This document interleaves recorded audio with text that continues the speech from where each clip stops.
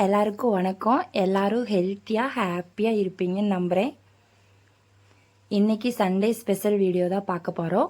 Sunday special அப்படின்னாலே mutton chicken ஏதாவது இருந்தால் தான் அந்த நாளே ஃபுல்ஃபில் ஆகும்.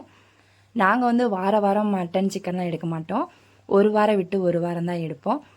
இன்றைக்கி பார்த்திங்கன்னா 1/2 கிலோ மட்டன் 1/2 கிலோ சிக்கன் எடுத்திருக்கோம். சிக்கன் வீடியோ கிரேவி நான் ஷார்ட்ஸாகவே போட்டிருக்கேன். மட்டன் தண்ணி குழம்பு எப்படி வைக்கலான்னு சொல்லி பார்க்கலாம். வீடியோ பார்க்குற எல்லாருமே ஒரு லைக் போட்டு முன்னேற்றி விடுங்க. இப்போ தான் ஃபர்ஸ்ட் டைம் நம்ம வீடியோ பார்க்குறீங்க அப்படின்னா மறக்காமல் நம்ம சேனலை சப்ஸ்கிரைப் பண்ணுங்கள். நிறையா புது சப்ஸ்கிரைபர் கிடச்சிருக்கிறீங்க. ரொம்ப ரொம்ப சந்தோஷம். பார்த்துட்டு ஒரு கமெண்ட் பண்ணுங்கள், ரொம்ப சந்தோஷமாக இருக்கும்.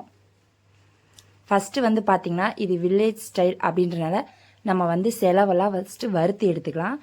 இது ஒரு 3 டீஸ்பூன் மல்லி நல்லா வறுத்துக்கலாம். அதுக்கப்புறம் பார்த்திங்கன்னா 1 டீஸ்பூன் சீரகம், 1 டீஸ்பூன் மிளகு கொஞ்சம் சேர்த்தே போடுங்க.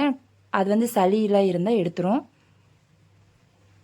பாருங்கள், வறுத்து கொட்டிக்கலாம். இது பார்த்திங்கன்னா பட்டை சோம்பு அந்த ஒரு ஐட்டம்லாம் இது தனியாகவே விற்கிது. இது அப்படியே வாங்கி வறுத்துக்கலாம். நம்ம கொஞ்சமாக போடுங்க. ரொம்ப போட்டோம் அப்படின்னா வாசம் அதிகமாக வந்துடும்.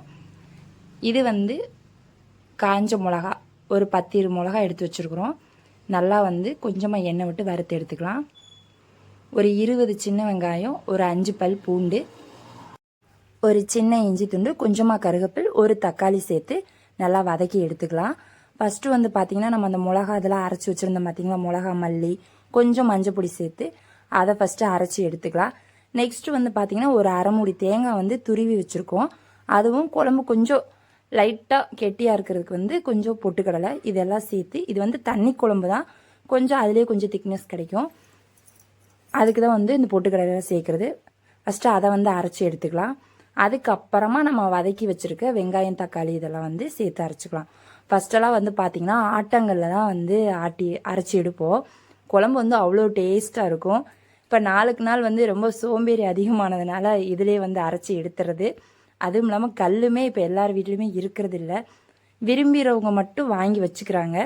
டைம் இருந்துச்சுன்னா நீங்கள் ஆட்டங்களில் போட்டு அரைச்சே வச்சுருங்க. குழம்பு டேஸ்ட் இன்னும் சூப்பராக கிடைக்கும் உங்களுக்கு.